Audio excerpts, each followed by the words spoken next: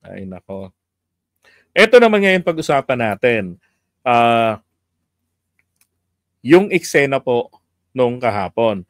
Tanong ko nga po rito bakit nga ba may mga small committee at merong BICAM? Now, mali ba ang ginawa ni Tiangco? Diba?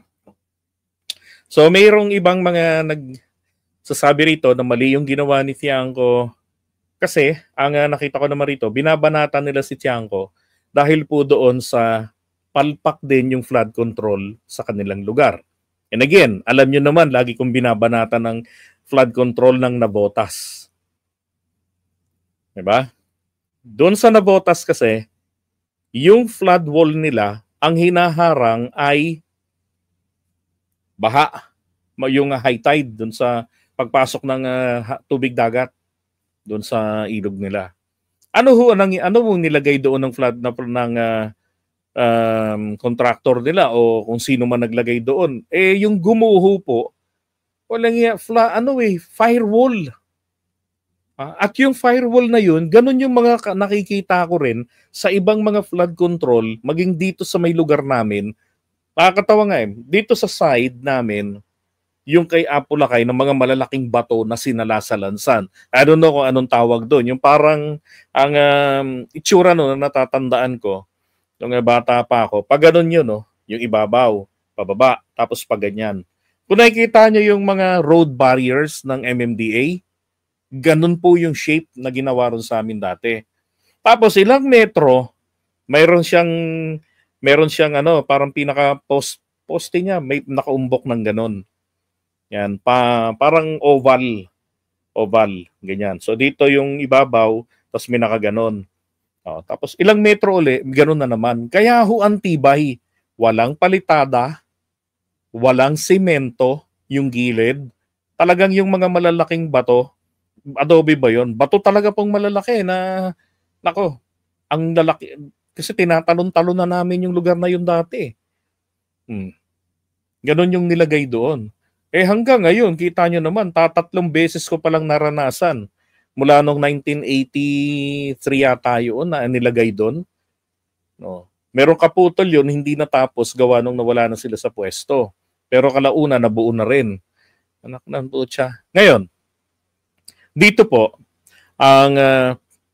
balikan lang natin ito. Tanong ko nga dyan, bakit nga ba may mga small committee, may BICAM, diba? Unang-una,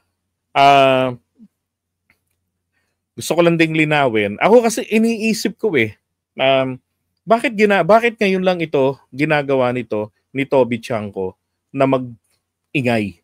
Nagsimula si Toby Tiangco na mag-ingay po tungkol sa pondo nung panahon ng matapos yung masaklap na pagkatalo ng alyansa. 'Di ba? Tagal na, yun? Ngayon, ang nirereklamo niya ron is yung pagkaka-handle ng budget. Na ako man ay hindi ko kinukonsinte. Dahil ako nakita ko talaga kung paano ginawa pong korupsyon sa budget ng AKAP. That's why I'm always against AKAP. And until now, ayokong mayroon na naman tayong mga ayuda-ayudang ganyang ibinibigay. Mainam kung ilaan yan sa mga proyekto na kung saan ay may kasunod na livelihood program, di ba? Kagaya ng bibigyan sila ng pag-aaralin sa TESDA for free, yung TESDA dadalhin sa lugar nila, di ba? And then bigyan sila ng mapapasukan for OJTs. Tapos may budget sila na pangsimula ng negosyo, tututukan sila ng gobyerno na talagang totoo na nagsimula silang magnegosyo or magamit nila if they want to go to abroad. Ganun So, dati akong TESDA teacher ng language ng call center dati. At isa nga yung si Go Philippines, one of my students. Now, ito pong small committee na ito, mga kababayan, tsaka tong BICAM, magkakonektado po yan. No? Kung inyo pong naaalala, si Chis Escudero nang pumutok yung issue na nagpunta siya dun sa house at yung venue ng small committee 'Di ba? Weekends, ganyan. Pinuntahan niya. Para saan? Magbigay ng McDonald's? Pagkain sa kanila? For what? May pagkain naman yung mga yun, 'di ba? Tapos ang kalaunan na lumabas na issue, meron siyang ilan yun, 142 billion na insertion kasama yung in behalf of Bongo. Now, ito pong BICAM na ito yung ino-oppose ko dati pa dahil dito po nangyayari ang criminal, tawag ko dyan, criminal BICAM, ang hocus-pocus nagaganap. So sabi ni Chis Escudero, merong small committee na kung saan ito ay tumatanggap ng mga individual amendments. Yan. So pinakita ko lang sa inyo yung mga House Speakers ni bago ni PBBM, si Duterte muna, si Lord Alan J. Velasco, and then si Alan Cayetano. Diba? Ang istorya nito, alam nyo na nung pumunta sila dyan dahil po sa pag-aagawan sa speakership na dapat sana si Martin Romualdez yun. Kaya lang, nang himasok, nakialam, siya nagsettle dun sa tatlo. Now, tingnan lang muna natin itong mamaya na yan. Ito muna. Ito. Ngayon, so tingnan natin itong si Toby Chanco. Kapansin-pansin kasi sa akin hindi po siya lumalayo kay PBBM. Alam niyo naman, ang asawa po niya ay pinsan ni PBBM. Pinsan ni PBBM. No, it's not about pakialamero. He's doing good. For me, he's doing good. Magalit na kayo. Kung magalit, he's doing good. Sabi ko nga sa mga kagrupo ko, tingin ko, merong grand design dyan ng Pangulo . No? Tatlo ang gagawa ng malaking pagbabago sa House of Representatives. Pero ang tanong bakit ngayon lang? 'Di ba? Kasi, kaya ngayon lang, ito na yung perfect timing na kung saan lumitaw na yung mabigat na talagang epekto ng mga ginawa ng mga nauna pang mga administration. Mamaya, nakikita nyo yun. Now, sabi rito, and thank you nga pala sa Rappler, his remarks came after PBBM delivered his SONA that climax on his supposed resolve to only sign a spending bill that has no congressional insertions. Yun. Sinabi ni PBBM na hindi ko aaprubahan, di ba? Ang GAB, yung General Appropriations Bill, na hindi kaalinsunod sa programa ng pamahalaan. So, ibig sabihin, nadala po ang ating Pangulo sa nangyari sa 2025 budget. Tanggapin man ninyo o hindi, pero ang totoo po, maging ang Pangulong Marcos, inamin niya na maging siya hindi niya na makilala ang kanyang national budget na ni-request sa House of Representatives dahil po sa mga panghihimasok ng mga mambabatas. Okay? No. Parang 2 days before, nag-anunsyo na rin po sina SMR. 'Di ba? Ng mga yung mga pagbabago na yan. And then, nakukwento ko nga sa inyo nung nakaraan, ay ito pong si SMR, ang sinisisi nila, si Martin Romualdez, ang sinisisi nila diyan po sa nagka-leche-leche na 2020. Marami kasing issue naman talaga yung 2025 national budget. Aside from insertions, 'di ba? Nagkaroon din doon yung sobra ng taranta ng mga miyembro ng technical working groups ng Senate na galing sa Finance Committee at saka sa Appropriations na hawak dati ni Saldico. Ngayon, eto na. So sila ngayon ng sinisisi kasi siya yung nasa leadership. Tapos, ang binabato nila ngayon ng issue ng korupsyon, na blank check, kumbaga ganon, ay si PBBM because he signed the General Appropriations Bill. Ito na nga yung naging budget natin. Now, hindi naman po natuwa yung Pangulo sa ganun. Bakit? Marami ho kasi siyang proyekto na hindi po nagagawa. At hindi po ito first time lang nilang ginawa yung katarantaduhan sa 2025 budget. Sa 2024 budget, 2023 budget, ginawa rin po nila yan ng mga mambabatas natin. Yung mga proyekto po na naka-disenyong ipagpapatuloy ng administrasyon, hindi po nila napopondohan. Kaya pong inirereklamo ng ibang mga grupo, yung mga naiinis sa ating Pangulo, ay may mga proyekto na nasimulan ng nakaraang administrasyon, hindi po na ipagpapatuloy because of lack of funds. Totoo po yun. Kasi ang ginagawa po ng mga mambabatas sa kanilang panghihimasok sa paggawa ng budget, as if sila yung magpapatupad, sila yung nasa executive department, kinukuha nila yung pondo doon sa proyekto na yon. 'Di ba hindi pwedeng halimbawa hiningi ng yung National Expenditure Program ay 6.7 billion at trillion. Hindi po ito pwedeng tumaas. Pwedeng bumaba, pero hindi pwedeng tumaas. So, kukunin po nila yan, i-realign nila yan sa mga gusto nila, ililipat-lipat nila. Pabuti sana kung yung paglalaanan, matinong trabaho, matino at totoong proyekto. Ang masaklap, hindi. So, ang nangyayari, hindi maipatupad na ng Executive Department yung mga programa. Kaya nga nakakantsawa ng Pangulo na wala naman siyang project. 'Di ba? Maliban doon sa pabahay ng NHA. Now, kung inyong mapansin, iba ang tono ng Pangulo nung una siyang nagsalita tungkol sa corruption. May emotion nung nagsalita ang Pangulo natin dyan. Now, balikan natin ito. Alam niyo naman na ugnayan ni SMR, magpinsan sila ni PBBM. Nandiyan ang anak niyang si Sandro.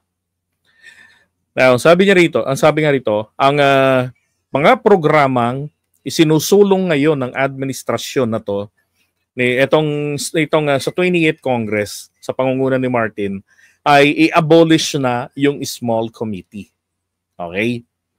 And then, mag-create ng subcommittee on budget amendments review with the Appropriations Committee to deliberate on changes proposed by government agencies and congressional colleagues. Ito po, I disagree with this.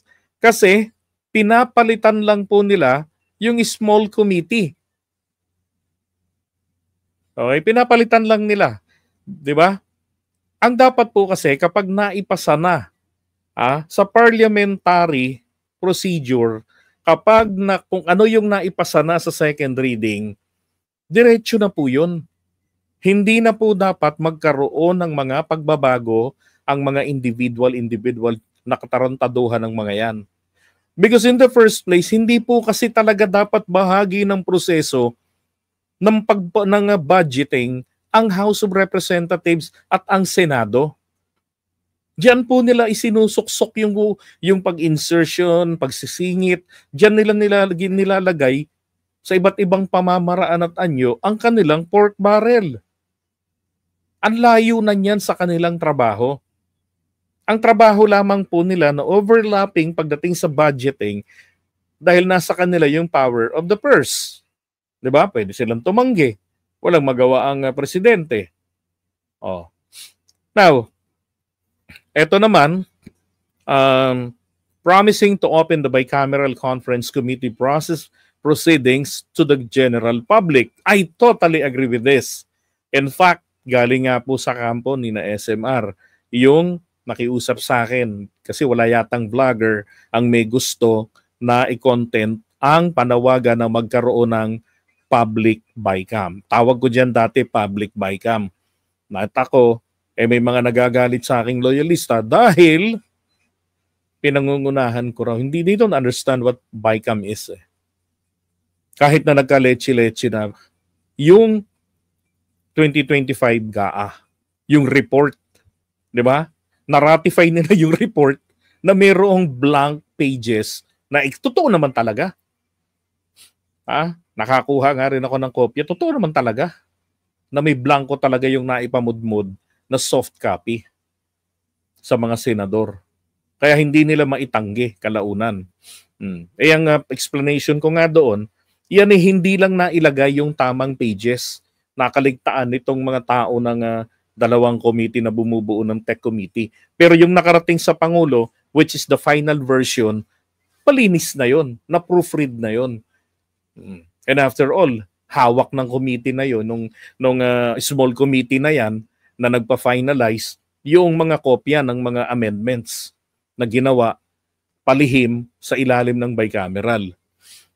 At sila nga yung tumatrabaho, small committee. Now, tama po ito na magkaroon ng ganyan. Now, taliwas naman po sa Senado. Tingnan nyo ha.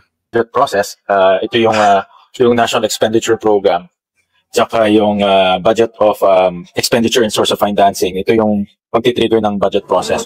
Maaari nang ma-download ng publiko ang kopya ng National Expenditure Program o NEP para sa 6.7 trillion pesos proposed 2026 national budget ng Palasyo. Mag-introduce ako ng isang bagong process, which is magpapunta kami ng hearing to invite civil society organizations, NGOs, budget experts to a hearing.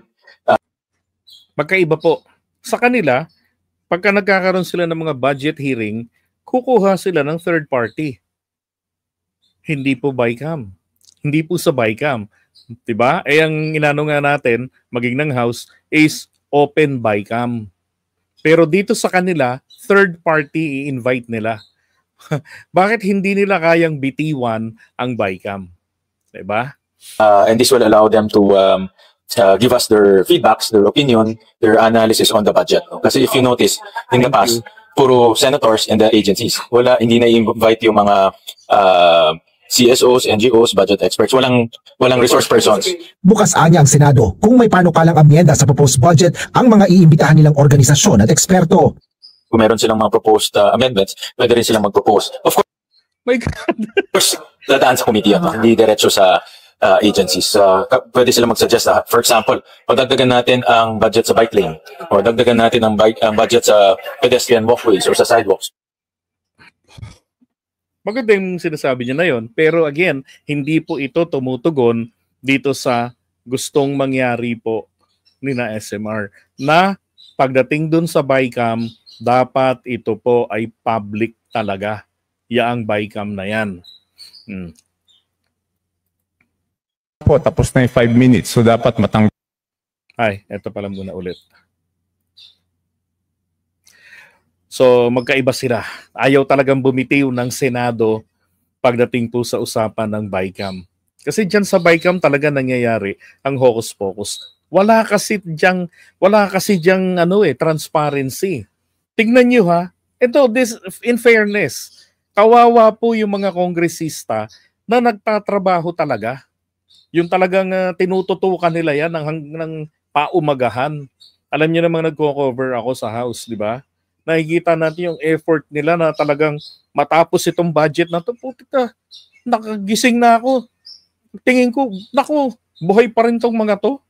Tinatrabaho nila. Tapos, kung ano yung napagkasunduan ng committee doon sa mga hearing nila, na-override lang ng mga hindi man lang nakisali sa deliberation. Sa tingin nyo kaya tama yon? That is another form of corruption. 'Di ba? Hindi patas ang laban. Ngayon sabi rito Ito ang tanong ngayon, kailan ba nagsimula etong small committee? Sabi nga ni kanina ni Aaron Villarreal, corruption became tradition. And totoo po 'yon. Ito po as early as 2010 when the lower chamber under the leadership of then House Speaker Sonny Belmonte was deliberating on the proposed national budget for 2011. The first under the presidency. Yung unang-unang budget po ni Pinoy 2011 ginawa. Oh. Para sa 2011 pero 2010 ginawa. Now sabi, etong si Ed Selagman po, he was quoted saying that the creation of the small committee, no? So ibig sabihin parang mukhang nung panahon na yan pa lamang ginawa na yung small committee, has been an old practice. Ay, hindi po pala ganon. So ibig sabihin na una pa po kay Pinoy yung small committee. Okay? Yan, sabi. Although he believed that the House can depart from this tradition in certain cases, like when the body has to resolve very contentious issues. Yan. So kay Lagman, sabi niya, pwede naman tayong umalis dyan sa nakasanayan na nating gawain. Yang small committee. Ngayon, alam niyo naman ako, di ba, kung paano anong hocus-pocus ang nangyayari sa small committee. Ito pa, during same session, si Rufus Rodriguez po ay nag-raise din ng kanyang concern tungkol dyan. Sabi niya, creating and authorizing a small committee to accept and study the members' individual amendments instead of considering the amendments in open session. Diba? Kasi ba't nga naman mayroong pagbabago sa panukala? Anong gagawin nyo? Bakit palihim? Palihim, bakit pa sikreto sa madla? Pati sa ibang miyembro. Alam niyo ba kung ilan lang ang members ng small committee? Ugulat kayo maya. Ito. Sabi rito, since 2010, at least 39 lawmakers across 5 Congresses and 3 presidencies have sat on a small committee. Membership to the panel, sabi dyan, ay 5 lang noong 2010. Imagine, national budget, di ba? Ang tumatrabaho, 5 tao.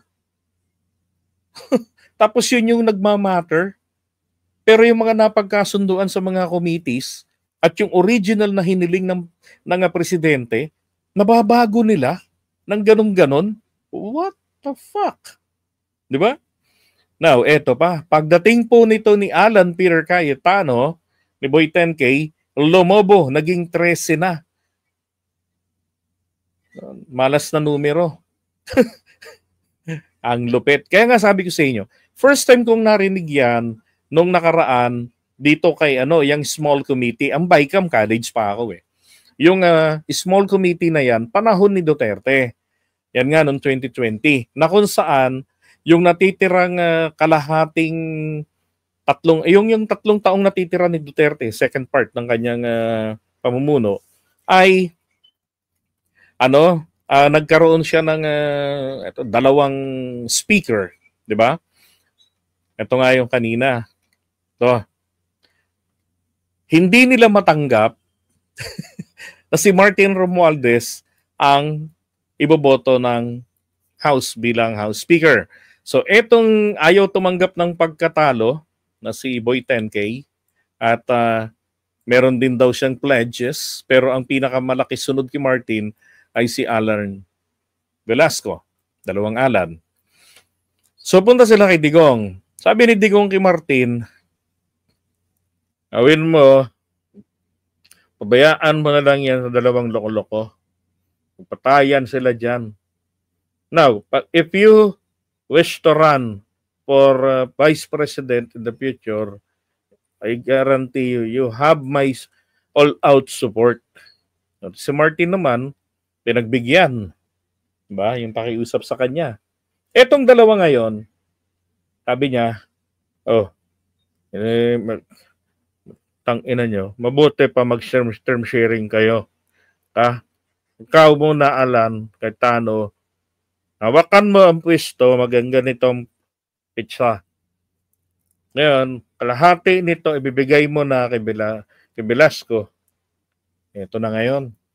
Ayaw ibigay ni Alan Cayetano kay Alan Velasco yung pwesto. Hostage niya yung national budget. At doon ko nga naririnig, sinasabi niya na wala naman kayong dapat na ipag-alala kasi nag-adjourn sila eh. Diba? Christmas yata yun noon, nag-adjourn sila. Sabi niya, okay lang naman kasi pwede naman ninyong puntahan yung small committee natin dito. Nag-set up siya, yun na nga, ginawa niyang 13. At panahon ng pandemic yan pwede kayong mag-submit ng inyong mga individual amendments. Sabi ko, bakit may individual amendments nang walang session? Di ba? Yan yun. Now,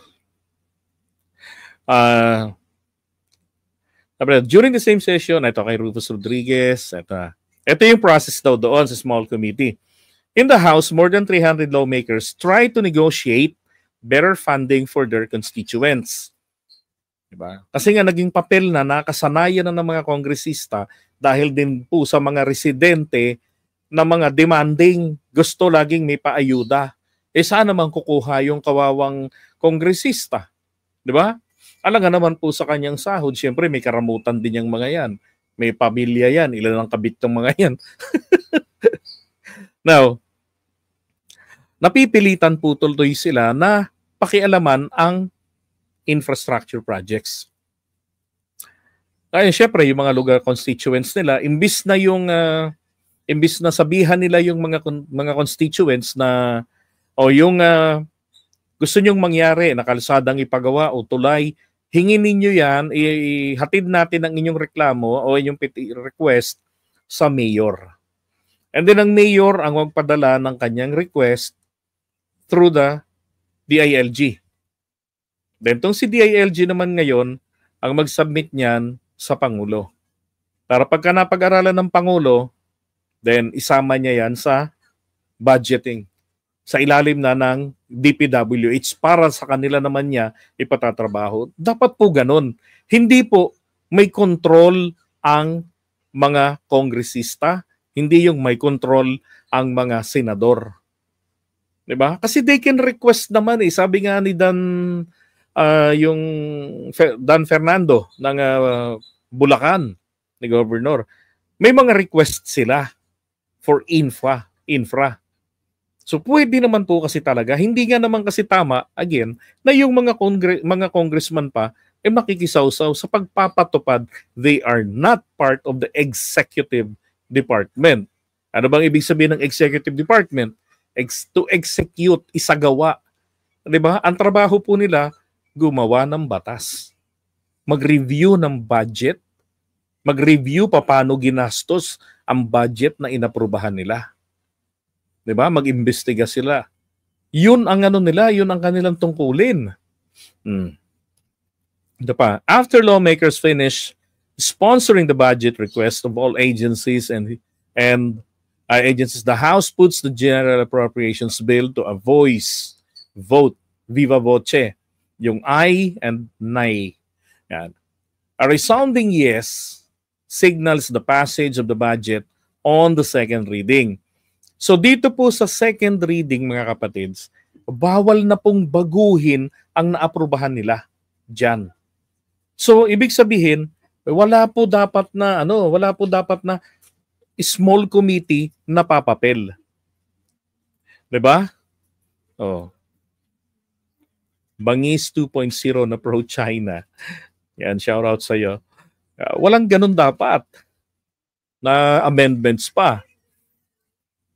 There is no the House majority. Yan. So pagka naipasa na nila ng second reading, dito na po papasok ang katarantaduhan. The House majority then elects members of the small committee, which is tasked to accept proposals for individual amendments before the General Appropriations Bill is read on the third and final reading. Yan. So magbubuo sila ng small committee. Yun nga yung sinasabi ni Alan, tatanggap ng mga individual amendments. Yan. Yun. Ngayon, kailangan nilang magsumite kasi pagkatapos po niyan ay etong small committee ngayon, diba? kasama syempre yung galing sa House, sa Senate. No. Ipa-finalize nila. Sila lang din sila na magsusulat niyan ng GAB, ng General Appropriations Bill. Pag nabuo na nila yung General Appropriations Bill, 'di ba, may BICAM report. Na yung BICAM report na andun po yung amendments. Kung ano yung halaga na original doon, tapos binago na instead of these words, let's insert this or put these words and this amount, change this to this amount. Pwedeng liitan. Pero hindi pwedeng mas lakihan. Ang ginagawa nila, binabawasan nila. Pag nakaipon sila ng binawas, lilipat yon sa mga projects nila. Hindi po ba, kapatid na Trexie? Ganun ang kalokohang ginagawa nila. Now, ngayon, masusulat na yung GAB, diba? Pag naiano na sa third reading, final na yan, next step ay dadalhin na po sa ating Pangulo for review and approval. Sabi rito, there is no mention of a small committee in the House rules. That's correct. Wala naman talagang nakasulat na prosesong ganito. Bubuo kayo ng small committee. Yan. Tradisyon po kasi yung pinagbabasihan nila rito. Korupsyon na tradisyon. Sabi rito in fact, the handbook offers the sequence of events for every legislative measures. Number 1, debate on the bill is formally closed. And then committee amendments are considered. And then individual amendments are considered. And then the House votes on the bill on the second reading. So ibig sabihin, nagkaroon ng committee hearing. So yung mga napagkasunduan doon ng mga departamentong pinatawag nila na, kagaya nung ginawa po nila noon sa budget ni Sara. 'Di ba? Hiningi ni Sara dati ay ilang billion ba yung hiningi noon para sa 2024? 2025 bata, 2025. 'Di ba? Anong nangyari po, nauwi sa 733 lang kasi yung mga budget na hiningi niyang bilyones na para sa proyektong ganito, ganyan-ganyan, ay duplication na sa DPWH, sa DSWD at saka sa Department of Health. So ang ginawa nila yung budget na imbis ibigay sa kanya at baka matulad din naman sa confidential funds, nilipat nila sa DSWD, nilipat nila yung iba para sa DOH. Tapos ang papel na lamang po ng OVP is referral. Para itong pinaglipatan ng hawak ng pera, kumbaga doon lang pinahawak yung pondo na hinihingi niya, ay ma-receive yung sulat nila, then babayaran galing sa pondo na yon. Ganun yung nangyari. Ngayon, dito naman po sa individual amendments, let's say nandun sila sa plenary, merong umu-oppose na dapat ganito yung gawin natin. Yan. So wala po rito si small committee.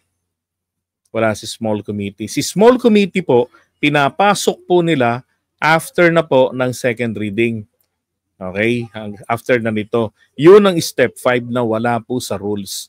Now, kapag wala sa rules, that is illegal. 'Di ba? And then yung resulta nun ay unconstitutional. So ilan pong budget na meron tayo since 2010? Lahat po ng budget natin ay unconstitutional kung tutuusin. Kasi hindi sumunod sa tamang proseso eh. Kaya lang walang nag-challenge. Ngayon lang na-challenge. 'Di ba? Sabi nga rito, in 2010, he was a freshman lawmaker who alongside his voted against the passage of the National Spending Bill. On October 16 that year, the House passed the budget on second reading, elected the small committee members the same early morning, and gave lawmakers until October 19, imagine 3 days lang to submit their individual amendments. On November 8, the GAB was put to a final vote. That was 2010. Diba? Ito pa.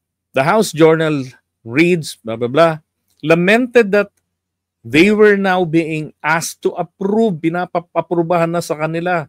yung General Appropriations Bill. Pero hindi po nila alam ano yung aprubahan doon. Kasi nag-second reading tayo. Tapos nag-small committee kayo. Individual amendments and then government agencies amendments for consideration ipinasok doon.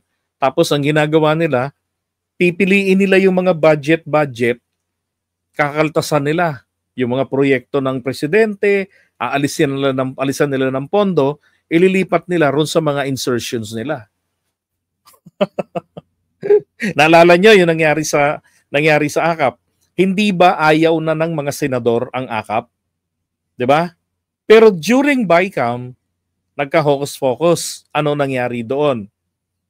Ang ginawa nila doon sa BICAM, nag-agree sila na bibigyan ng access sa mahigit 5 billion pesos ang mga senador. So pumayag sila kasi meron silang pakinabang. Mayroon silang access na paghahati-hatian nilang lahat yung AKAP. Magre-release sa kanila ang DSWD. Diba? Ano nangyari nga doon? Ginamit nga sa pang-vote buying eh. Oh. Yung pera diyan, 'di ba? Ngayon, sabi rito, teka. Lawmakers not receiving copies of the final version of the GAB subject for approval would be a recurring issue and would worsen over the years. Yan. So, galing pinapa-aprubahan sa kanila sa plenaryo yung sa third reading yung GAB para maging para maging GAB na talaga. Pero walang kopya, wala silang babasahin, walang time magbasa. And then in 2016, Pantaleon Alvarez led House was deliberating the 2017 budget, the first for then Tigongs. Lagman lamented, si Edsel, at the time that congressmen were not shown a copy of the third reading version of the bill that incorporated the small committee amendments.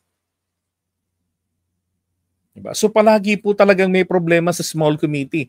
Pinupuna ho talaga yan ng mga makabayan bloc.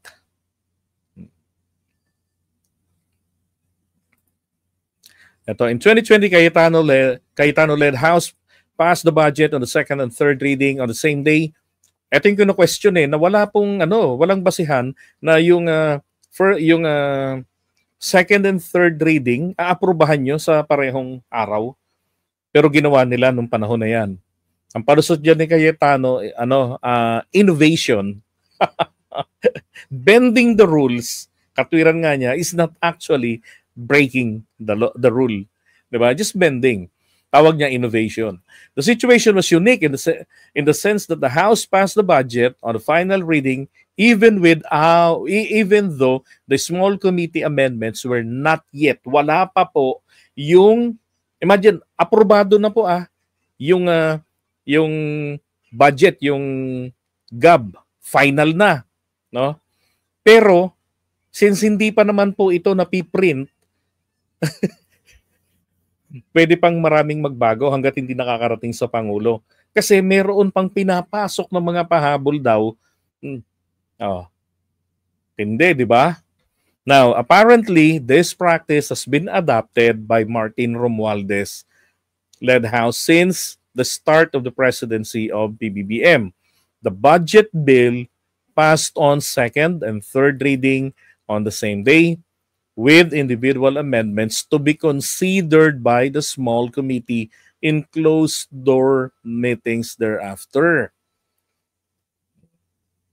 Yan. So, sinundan ni Martin Romualdez. So, yung 2022, ginawa nila ito, tapos para sa 2023 budget. Diba? Tapos, 2024 budget, 2025, diba? Palala ng palala yung problema. Yan. Hindi, ang totoo mga karuns, totoo naman to. Ito yung totoo na naging practice Kasi bago pa maupo si Martin Romualdez, Wala nga pong balita, walang makapaglalabas ng pruweba kahit sino ay challenge na inalis niya ang small committee. Wala po. Ngayon na lamang kasi siya na yung tinuro ng mga tao na salarin, siya na yung pinuputukan. Hindi niya na nila kinakaya yung mga bira ng mga DDS na pinipinpoint siya.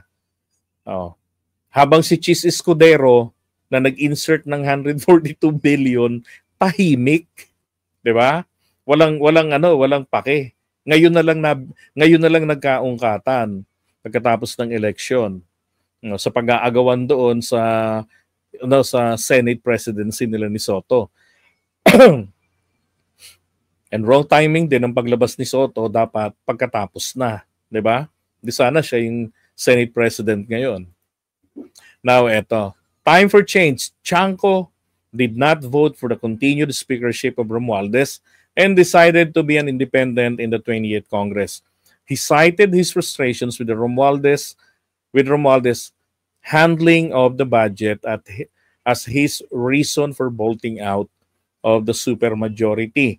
Abolishing the small committee has become his battle cry. Again, hindi pa rin naman po lumalayo si Chanco kay PBBM kung inyong napapansin.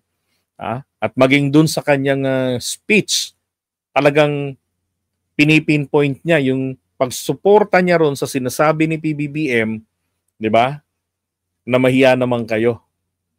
Na yung budget hindi niya pipirmahan kapag kami mga insertions. Alam nyo na po naman siguro, naintindihan naman po natin ano ang krimen na nagaganap sa small committee. Hindi po nangangahulugan na itong pag-aalis, itong pagsusulong ni Toby Chanco na tanggalin ng small committee ay masama. Para sa akin, tama po yan. If I'm a congressman, I would do that. Baka hindi lang nga po ngayon. Manganganap muna ako ng mga kakampi. Ay lang, ano nga sabi nito? It's like we're giving a small committee a blank check. Sabi ni Toby. Totoo yun. It's like you're giving the small committee a blank check. Sa small committee yan. Pero tignan nyo, kanino nabintang yan? Kay PBBM, yung blank check eklabo na yan. Di ba? And then, we should not approve the budget on the second reading if the individual amendments are not finished. Sabi niya. Tama, wag mag-a-approve sa second reading ng budget kung hindi pa tapos yung mga amendments. And there should be no small committee. At dapat na wala ng small committee. So lahat po ng mga amendments, ito yung gusto ko At ito na rin po yung gusto ni SMR. Wala ng small committee. Tanggalin ng small committee. He realized siya nasisisi at tama naman po yun because siya po ang leader. Ang leader ay expected linisin ang kanyang bakuran. It's been a long practice. And obviously, bago pa maging congressman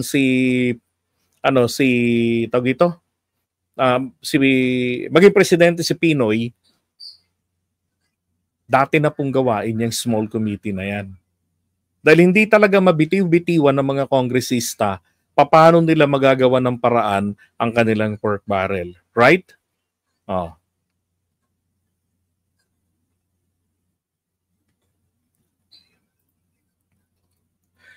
Ngayon,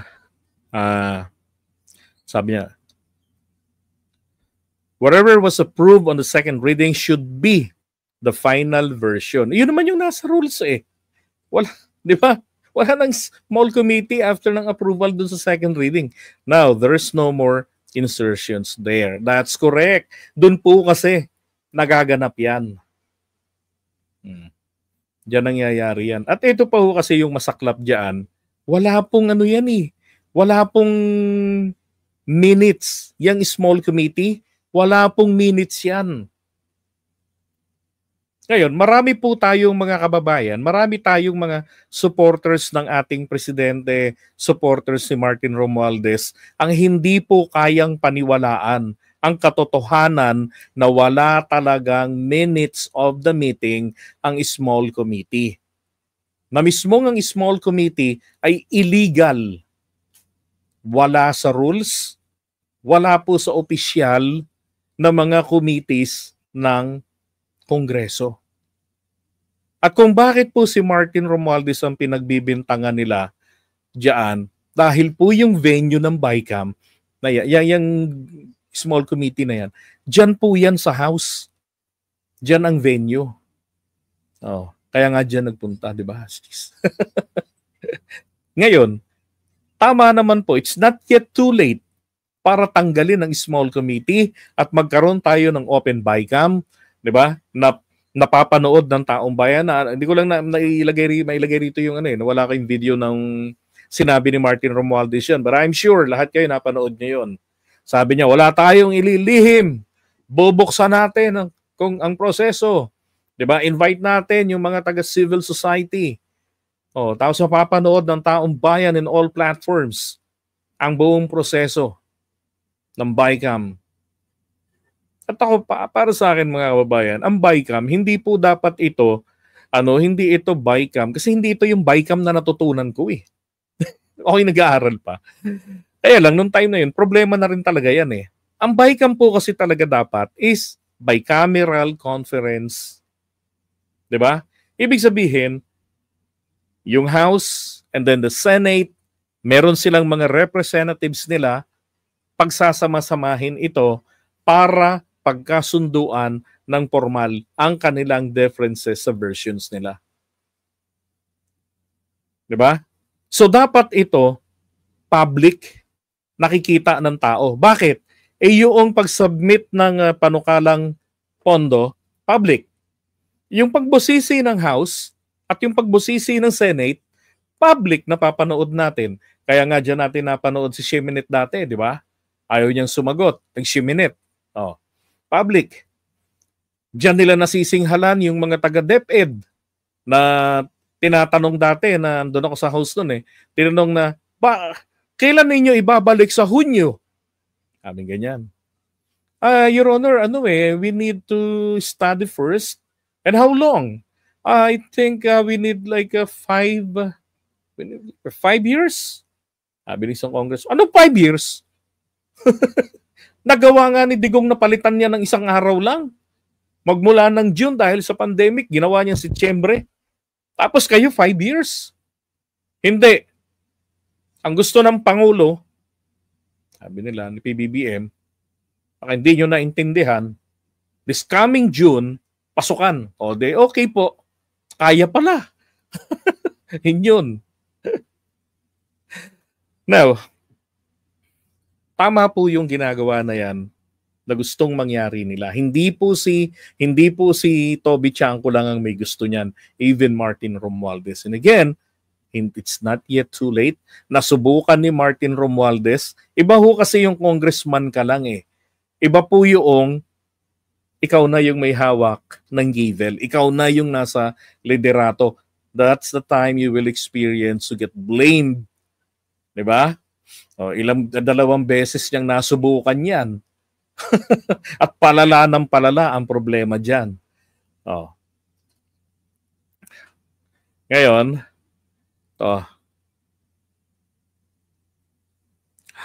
all individual amendments must be discussed in plenary prior to approval of the House GAB on the second reading. Sabi niya, that there are 1,000 line items, sabi niya, hindi pwedeng idahilan natin na meron nga 1,000 line items na babasahin, mahaba. Dahilan yan dati, narinig ko dati yan kay Cayetano eh. Na isa-isahin, mahaba yan, ganun-ganun. If we can do it for all other bills, why can't we do it for the most important bill passed? Tama, yung national budget, pinaka-importante yan. That's our job, no matter how hard it is, we should do it. Kahit napakahirap yan, gawin natin. No ifs and buts. Alam niyo kung ba't hindi nagagawang magbasa ng ibang kongresista? Even do sa impeachment, kaya nabutasan yun. Aminado naman po yung iba sa kanila. Pumipirma sila nang hindi nagbabasa. Ganon. Pirma lang. Yung iba, nag-aabang, may makukuha ba tayo dyan? Yung mga buraot na hindi mo maramdamang, congressman pala yun. Maliban na lang kung makita mo sila sa house, diyan sa kongreso na naglalakad at nakabarong. Congressman pala. Yan.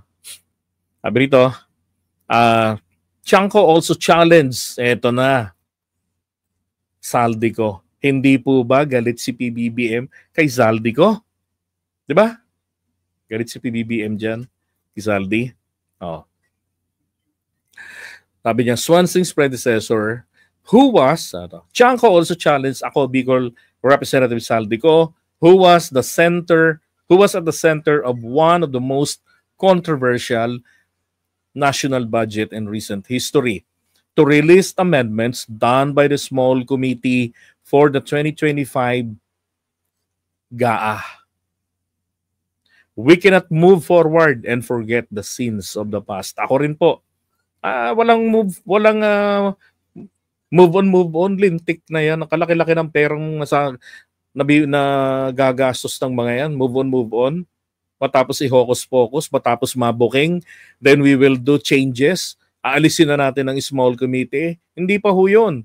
And again, if I'm a congressman, gagawin ko yung ginagawa niya. Hahanapin ko nasaan ang report ng small committee. Email nung small committee report, Madam Chair. Again, the committee secretary is looking into... Sinasabi niya, matatapos na yung oras, dapat na-receive na namin yung email ng small committee. At kapansin-pansin ang facial expression nila dyan. Ito nila Mika Swansing. Kasi alam ni Mika na alam ni Toby what he's talking about. Alam niya na wala talagang committee report na ginilalabas ang small committee. Talagang ang ginagawa niya rito ay kasi pilit pinagtatakpan po ng Kongreso yun eh. Kaya ang ginagawa niya ngayon, pinasusukan niya ang katotohanan sa buong Kongreso. At nagkataon tamang-tama, this is the proper committee, Committee on Appropriations. Mari hindi nyo na-appreciate, but I do. Sabi nga sa inyo, kung ako ang nandyan, ganun gagawin ko eh. Tingnan nyo, pagkatapos niyang gawin, sa tingin nyo ba, inaway ba siya ni Speaker Martin? Inaway ba siya ni Sandro? Ng pamangkin niya? Inaway ba siya ni PBBM? Wala. Nalaman lang tuloy lalo ng taong bayan gaano talagang kalala itong kanyang nilalabanan, itong small committee. Ang kay Martin Romualdez ang nilalabanan is the BICAM. Pero mayroong kailangan kasing malaman ng taong bayan. Diba? Small committee. Oh. That this is something that we can discuss internally. It's an internal matter of the Committee on Appropriations. So, diba? Nililihim. It's easy to say. Wala pong, alam mo naman yan. Kung ako po nandyan kay Swansing, sasabihin ko na yan. As you know, diba? The small committee, once created, you know how they work, diba? Ginagawa nila doon. Oh. Yung mga amendments, sila yung sabihin ko na yung proseso. Tapos, walang report. Kung ano yung na-final nila, na-submit, and that's it. Ngayon, yung magiging report ng GAA, yun na yun, ang iraratify. Pero ang problema, nasa ng transparency po mga kababayan. Di ba? Walang transparency. So nakapasok si insertion, kaya po walang minutes ang small committee. Oh. Kasi po kung totoong may minutes ang small committee, ang daling ilabas niyan, hindi aabot po ang 1 taon. I would also not want that to hinder all of the other members to ask their questions pertaining to the 2026 fiscal year budget. So, Madam Chair, I don't need to sit down with the COMSEC. I am just requesting that each and every member of the House be given the copy of the small committee report wherein makikita po kung saan po nagbawas. Kasi walang madadagdag kung walang binawas. So yun lang po ang hinihingi ko, pakita lang kung saan binawas at saan dinagdag. Yun lang ang hinihingi ko. And hindi naman po pwede ngayon lang yan gagawin kasi ano yan eh, public record yan eh. And I'm sorry to disagree, but public funds is not an internal matter. Di ba? Right. Kaya nga natin ginawang transparent to because it's not internal. Pag nagtanong tayo tungkol sa pera ng taong bayan, every question is valid and every question is a public matter. It is not an internal matter dahil pera po ito ng taong bayan. I totally agree. Ngayon, puntahan naman natin ito. Okay, so alam nyo ba na ito hong si Toby Chanco, yung picture na yan, ito ay picture na kung saan ay tumayo siya bilang witness in favor of Renato Corona during the impeachment noong 2012. He was also part of the majority bloc. Kaya lang hindi niya nagustuhan ang ginawa po ni Pinoy na pamimilit sa miyembro ng House na i-impeach nila si Renato Corona. Kaya ang ginawa niya ngayon dyan, sinabi niya yung totoo na pinilit lang kami, pressure kami ni Pinoy. Alam niyo naman yung nangyari nun, di ba? Nagkabayaran ng merong 50 million sa mga ordinaryong mga senators, di ba? Pag yung may posisyon, malaki. Million ba? Billion. Million, di ba? Ganon. Tapos ang sabi nga ni Bong Revilla, he was brought by Marojas to Pinoy. Sinakay niya sa sasakyan, sa likod. Tapos pinipicture-picturean niya pa raw. Yan yun. So, pinagtanggol niya nun si Renato Corona. Yan.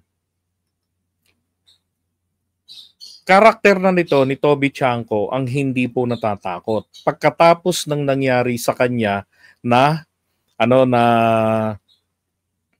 makidnap. Nakidnap ito na 2 linggo yata ito bago nakalaya. Hindi ako sigurado sa panahon pero matagal bago nakalaya ito. So imagine mo yung takot na naramdaman mo nun nung sa mga kidnappers mo. Nakalaya siya nung nagbayad ang tatay niya. Ngayon, sinasabi ko naman na ito ay hindi po niya pwedeng kalabanin si PBBM, si Martin Romualdez dahil kamag-anak po yan ng asawa niya. Yan, magpinsan yan sila ni PBBM, itong babae, tsaka sina SMR.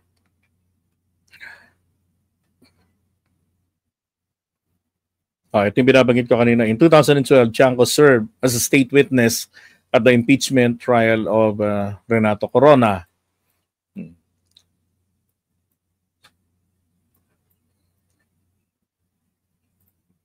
Tapos, may ginawa rin yan. Nung panahon ng pandemic, yung umupo siya bilang mayor 2020 hanggang 2022, alam nyo yung kanyang sweldo, ibinibigay niya ron sa mga constituents niya sa nabotas.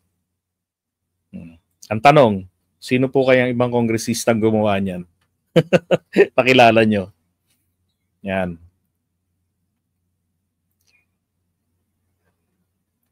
Tapos, yung picture na pinakita ko sa inyo, ayun nga rin sa report. This time, House Speaker Martin Romualdez and wife Tingog Party List Rep. Yeda Marie Romualdez were in attendance at the power lunch. The speaker is a cousin of the president, also spotted at the Bahay Pangulo affair where Navotas Rep. Toby Chanco and wife Michelle Romualdez Yap, another cousin of Marcos. Ang nanay po nito ni Michelle Romualdez Yap ay si Conchita Yap, nakapatid ni Imelda. And then, ang nandun rin daw si mga anak ni Amy. Yan.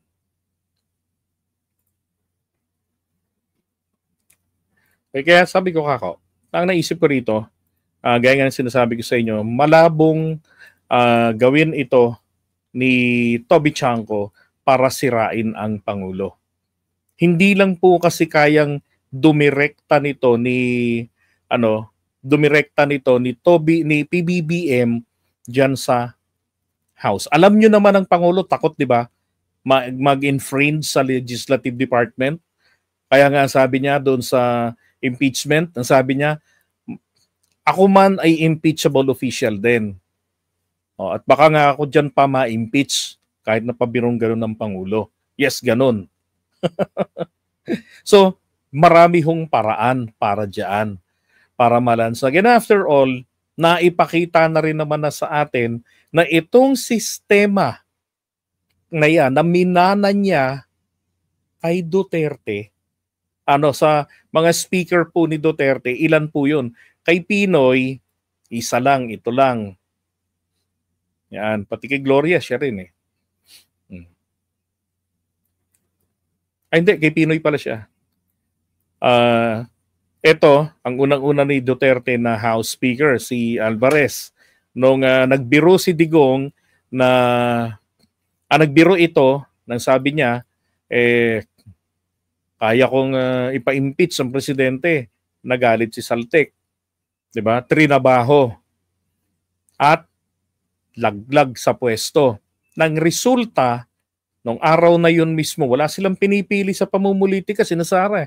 Araw ng SONA ng Pangulo, na-delay ng 2 oras mahigit dahil po sa kanilang ginawa. Kasi, bago yun, nagbotohan sila, kinik out nila si Alvarez, na kaibigan ni Digong. So, ang gusto ni Digong ay, ang tatayo dun sa podium pa rin ay eto, hindi si Gloria. Kaya, nung nagkasundo na naman sila, si Alvarez na for the last time ang tumayo. And then, naging speaker ng 1 taon, parang 18 months, etong si Gloria Arroyo. Tinapos siya yung natitira nito eh. So pagkatapos ng 18 Congress, eto naman na yung 2. So nagkaroon si Duterte ng 4 na House Speaker. Kay PBBM, katulad nung anak din ng dating Pangulo, hopefully, isa lang ang kanyang House Speaker. Diba? Martin Romualdez lang. Second part na ito ng pamumuno ni PBBM. Okay? Again, kapag binago kasi basta-basta yan ni Martin Romualdez na sabihin niya na, I would like to change this process, I would like to remove the blah blah blah blah, iiyak na naman po yung mga DDS. Sasabihin na naman, ayan, binago na naman nila yung patakaran ni Tatay Digong. Wala talaga silang wenta. Nung panahon ni Tatay Digong, ganito, ganyan, ang ganda ng... Diba? So para hindi po namang lahat ay masisi na lamang naman ulit at si Martin at durog na yung mama, hindi naman po rin mauunawaan ng mga kababayan natin, mainam talaga na merong track record na kaya pong mag-deviate. Hindi nyo napansin doon sa, diba, sa ginawa niya? Hindi nga nagsasalita si Sandro doon. Diba? Nagkakamag-anak yan. Hindi niyan katalikuran, hindi yan gagawin. Isa pa, yung nagalit po siya nung naging resulta doon sa impeachment ni Sara, hindi po yun ang issue niya na walang issue ron sa na-impeach si Sara. Hindi yun. Kasi sabi nga niya ron, we're stepping up Nakikita natin yung mga stats natin sa Mindanao. Maganda. Mataas. Naiintindihan ng mga tao kasi laging napapaliwanag sa kanila sa SOCMED kung bakit na-impeach si Sara kasi fresh nakita nila ayaw magpaliwanag. Kaya lang ang naka-apekto ng hindi maganda, and ako rin, inopose ko rin yun nung inaresto si Duterte. Kasi masyadong close. February, impeachment. February 5, di ba? Tapos March 10, aresto ni Duterte. Perfect timing ito para dun sa kalaban nila sa mga strategies, DDS strategies na palitawin, tinatrabaho talaga yung mga Duterte. At yun po yung talagang winning narrative noong campaign period. Maging sa Mindanao, yung stats doon sa survey, wala ho. Talagang kulang na lang mag-negative ang alyansa doon. At kung pupunta sila doon, alam niyo naman, di ba, binabanta ng mga taga Mindanao na pag pumunta ang alyansa doon, may hindi magandang mangyayari. Alam niyo naman din sa Mindanao, gaano nila si Duterte sinasamba. Ang maganda nga sana, nakikita nila yung mga pagbaba ng Pangulo doon, plus yung impluensya rin ng mga kaibigan ng pamilya Marcos doon, lalo rin sa Lanao, 'Di ba? Naapektuhan dun sa masa dahil talagang naging effective na yung paawa effect. Tapos, hindi maintindihan ng mga tao bakit si Duterte na aresto. Ang natanim sa isip nila, kaya ito pinaaresto para hindi manalo, walang makakampanya. Sabi ko nga, mali dapat ang sinapaliwanag rito natin sa tao kasi may proven din talaga sa record ni Duterte noong 2022, hindi po siya ganun ka-charismatic para sa pag-endorso ng kandidato. In fact, yung kanyang PDP laban slate limas, maliban na lang doon kay Robin na lumayas sa kanila, pasama-sama ron sa mga lakad ng Uniteam, pilit na sumasabit, 'di ba? Ni-reject ni PBBM yun nun sa Ilocos Norte. Pero kalaunan, tinanggap na rin nila at binansaga na friend of Uniteam. 'Di ba? Yun. Kaya lang, hindi na yun tumalab Kasi nasaktan yung mga Mindanawan. If I'm the campaign manager, hindi ko rin talaga bababain na ang Mindanao. Kailangan ko rin isipin ang security namin.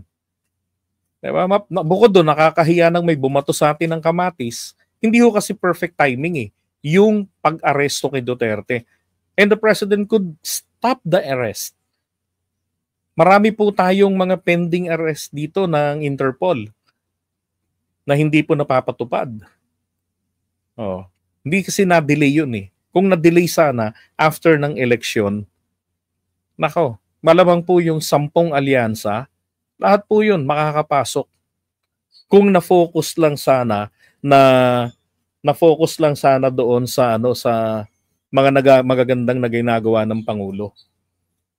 Yung problema, hindi Tapos yung mga kandidato rin po natin sa alyansa, sorry, pero ito yung katotohanan, basura kung magpaliwanag sa tao. Ito yung issue, hindi po nila pinaliliwanag, 'di ba? Alam niyo kung sino po yung mga nagdidepensa sa impeachment? Yun pong mga nagsipanalo si Erwin, si Tito Soto, sino pa ba? Si Tito Erwin, Tito Soto, si Abby Binay, 'yon. Kaya lang natalo si Abby. Ping Lacson. Yan. Sila po yung mga nagpapaliwanag doon. Sila yung sumasagot pag may mga press na nagtatanong. Ang hindi lang nakakatuwa din lalo na is yung mga sinasabi nila kapag nag-i-speech na sila. Na dapat sana yung ano ba talaga yung issue doon sa lugar na yon. 'Di ba? Kung ano yung lumilitaw doon sa Q&A, pagdating nila dapat doon sa entablado, sa pag-i-speech nila, yun ang sinasabi nila para kumo-connect doon sa masa. Hindi samantalang yung mga kandidato po ng kabilang panig, direkta sila sa issue. Tapos sinasabi nila, gamit nila kinapitalize nila yung galit ng mga tao sa pagka-aresto ni Duterte.